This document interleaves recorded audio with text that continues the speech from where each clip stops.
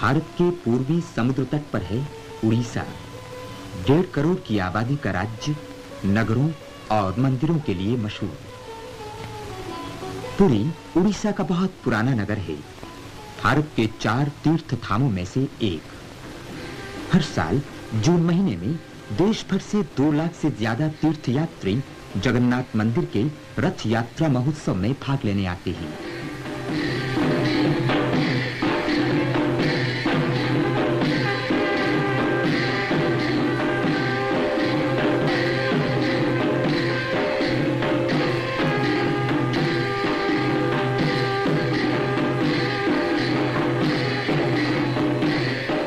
जगन्नाथ का मंदिर सदियों से धार्मिक उदारता का संदेश देता रहा।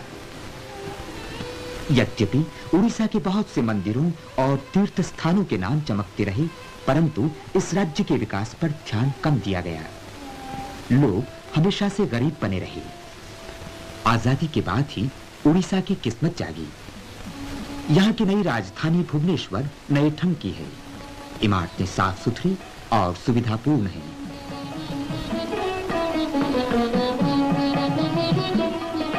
इमारतों से फौरन किसी बड़ी तब्दीली का पता चलता है, पर एक और तब्दीली जो उड़ीसा में और देश भर में हो रही है, वो है शिक्षा पर जोर।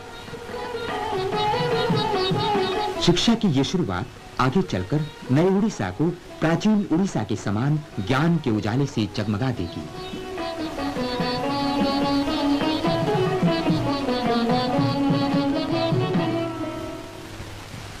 यहीं से सम्राट अशोक ने शांति का संदेश देना शुरू किया था और इसका सबूत है उसका एक शिलालेख। भुवनेश्वर की बाहरी सीमा पर हैं उदयगिरी गुफाएं। ईसा पूर्व की 2वीं सदी से पहली ईसवी सदी तक इनका निर्माण हुआ था। यहाँ ऐसी बहुत सी गुफाएं हैं। कईयों के सामने खंभेदार द्वार मंडप हैं। यहाँ सदियों पहले जैन साधुओं के प्रार्थना मंत्र गूंजते थे।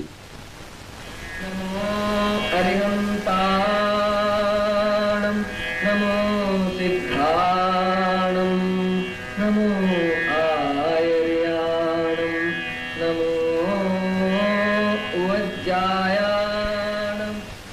लिंगराज मंदिर का शिखर 6 मील से नजर आता है। ये विशाल मंदिर शायद भुवनेश्वर में सबसे ज्यादा लोकप्रिय है।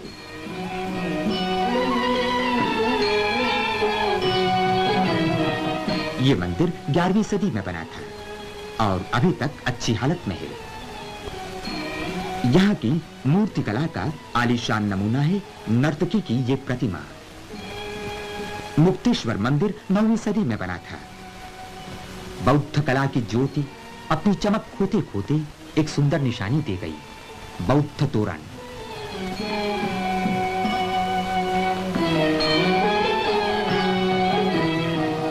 बस्ती से दूर एकांत में है राजरानी मंदिर। इसकी दीवारों पर यक्षियों की सुंदर मूर्तियां हैं। इनकी भांति भांति की लुभावनी मुद्राएं मनमोह लेती हैं।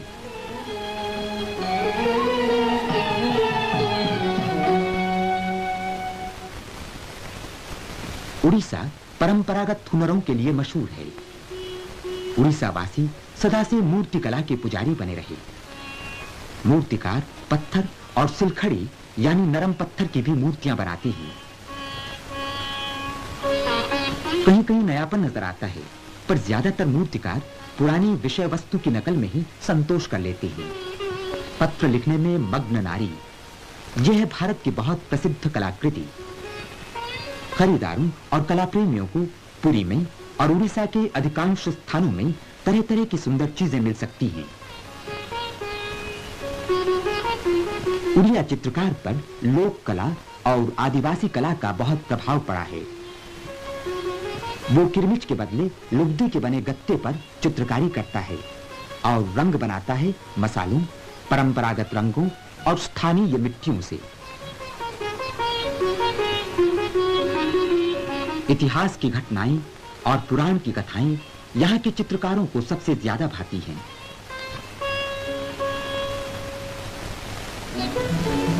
बंगाल की खाड़ी में गिरने वाली महानदी उड़ीसा का वरदान भी है और शाप भी। ये बाढ़ के लिए बदनाम है। महानदी के किनारे पुराना शहर कटक उड़ीसा का खास तिजारती केंद्र है।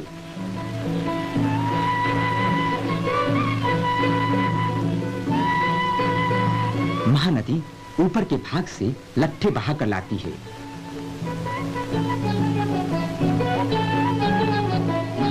कश्तियां दूसरे सामान के अलावा यहाँ की महत्वपूर्ण रोकड़ फसल जूट लाद कर ले जाती हैं।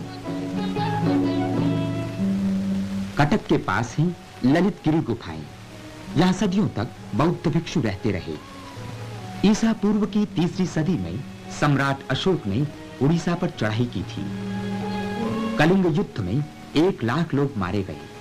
हजारों बीमारी और महामारी के शिकार बने।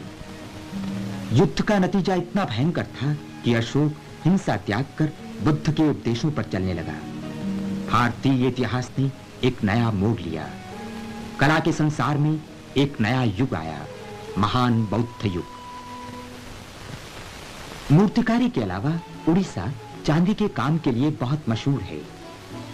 उड़ीसा के सोनार हमारे देश में चोटी के माने जाते हैं और देश भर में उनके काम की तारीफ होती है। लेकिन वे निर्धन प्रदेश के निर्धन लोग हैं। इन्हें अपनी सुंदर कलापूर्ण चीजों के बहुत कम दाम मिलते हैं।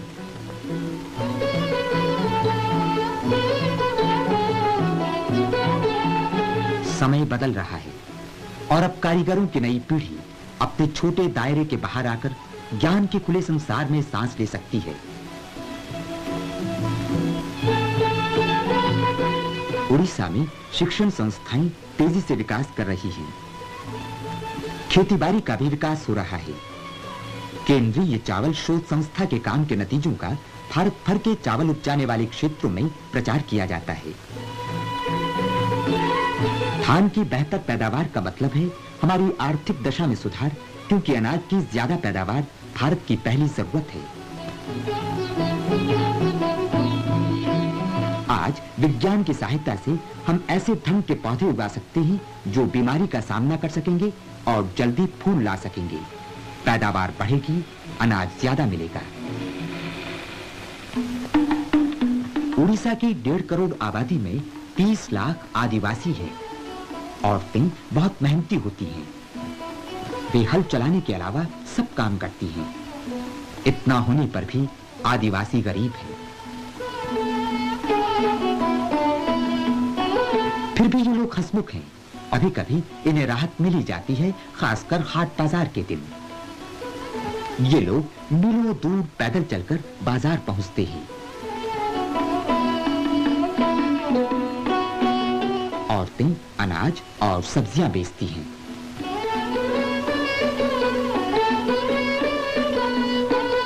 जो कुछ मिलता है उससे घर के लिए सूखी मछलियां या बहुत हुआ तो कांच की 2 चूड़ियां खरीद लेती हैं।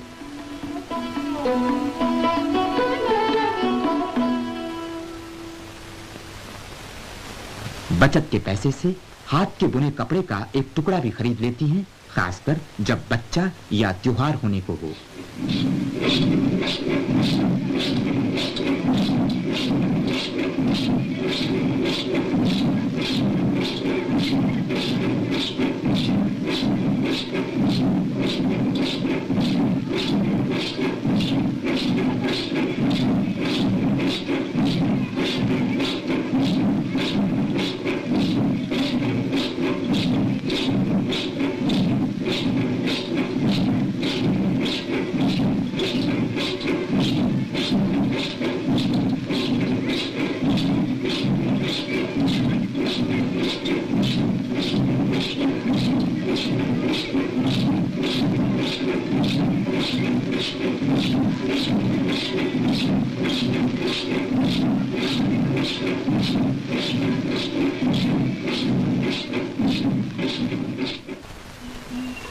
पुराने को नए जमाने के सांचे में ढालना एक बड़ा कदम है। लोग इसके विरोध में कहते हैं कि आदिवासियों की सभ्यता बिगाड़ी जा रही है। लेकिन ऐसा सोचना कितना गलत है कि भारत आदिवासियों की संस्कृति बिगाड़ना चाहता है। याद रखना चाहिए कि इन आदिवासियों का शुद्ध कहलाने वाला जीवन रोग और दुखों की मार झेलता रहा। सामाजिक संपर्क और शिक्षा से वास्ता न रहने के कारण ये लोग न तो 20वीं सदी के संग आगे बढ़ सके, न सूदखोर महाजन और शोषक के पुराने शाप से छुटकारा पा सके।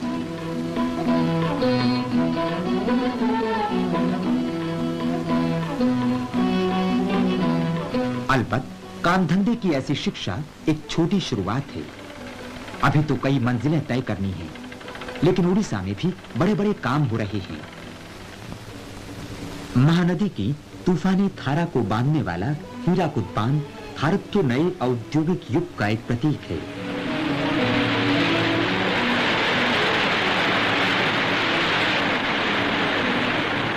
ये 3 मील लंबा कंक्रीट का बांध अपने बिजली घरों के साथ 9 जिलों को बिजली देगा और उड़ीसा के उद्योगों में जान डालेगा।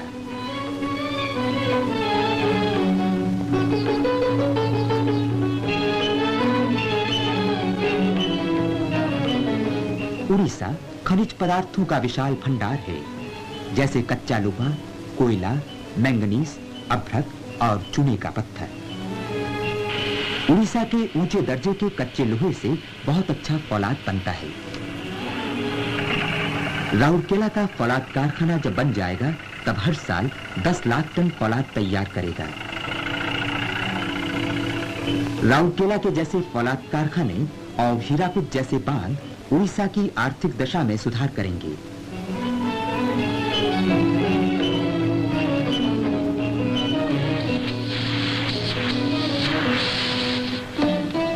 बड़े उद्योगों के साथ साथ ग्राम उद्योगों का भी विकास जरूरी है, ताकि तेजी से बढ़ती हुई आबादी और बेरोजगारी की समस्या का मुकाबला किया जा सके। संबलपुर के हाथकरघा वस्त्र प्रसिद्ध हैं और देश प्रदेश में इनकी बहुत मांग है। बारीक बुनावट के ये कपड़े यात्रियों को बहुत पसंद हैं।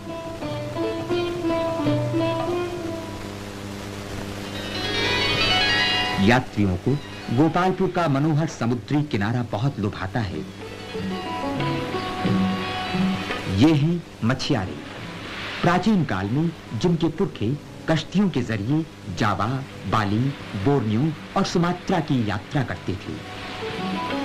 शाम को इनके साथ बैठिए, आपको इनसे समुद्र के बारे में इनकी अनोखी भावनाएं मालूम होंगी और अनोखी कहानियां सुनने को मिलेंगी।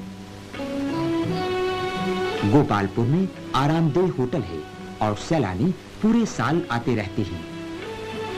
आबो हवा अच्छी है और कलकत्ता से रेल, सड़क और हवाई जहाज से यहां आसानी से पहुंचा जा सकता है। यहां का समुद्री किनारा बहुत प्यारा है और तख्ते पर तैरने और भाले से मछली मारने के लिए मशहूर है।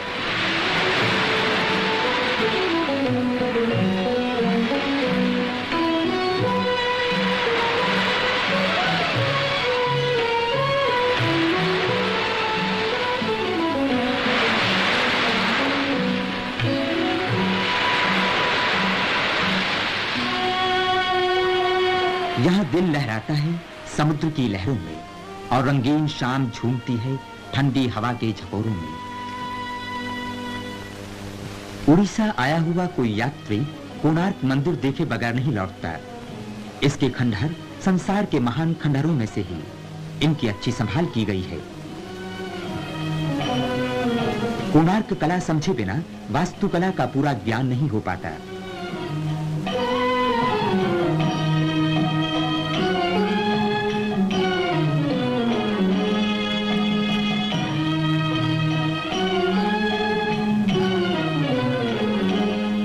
कोणार्क मंदिर सूर्य देवता का मंदिर है।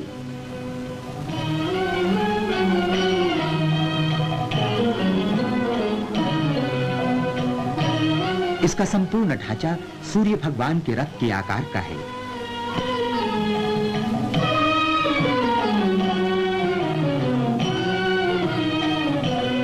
इसके 12 जोड़ी विशाल चक्र साल के 12 महीने हैं। रथ के 7 घोड़े हफ्ते के 7 दिन हैं। कोणार्क की शिल्पकारी उतनी ही सुकुमार और मनोहर है जितना भव्य और विराट ये मंदिर है। इन खंडहरों की खामोशी उन अजाने कलाकारों के गुण गाती रहती है जिन्होंने कलिंग कला शैली को कोणार्क मंदिर के रूप में साकार कर दिया। इसके चप्पे चप्पे में सुंदरता का अपार भंडार खाली कर दिया।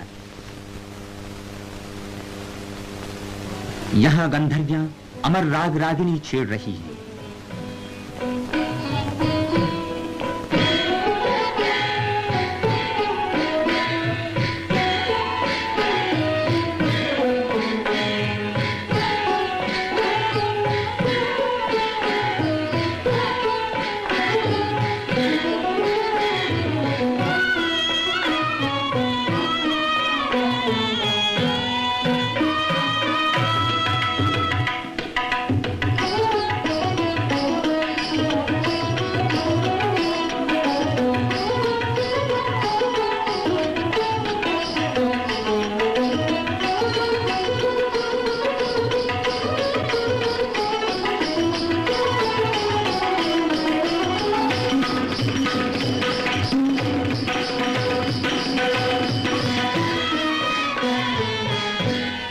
ये विशाल नट मंदिर याद दिलाता है उड़ीसा के परंपरागत संगीत की, वो संगीत जो आज भी उड़ीसा के छोटे से छोटे देहातों में और दूर से दूर समुद्री किनारों पर गूंजता रहता है।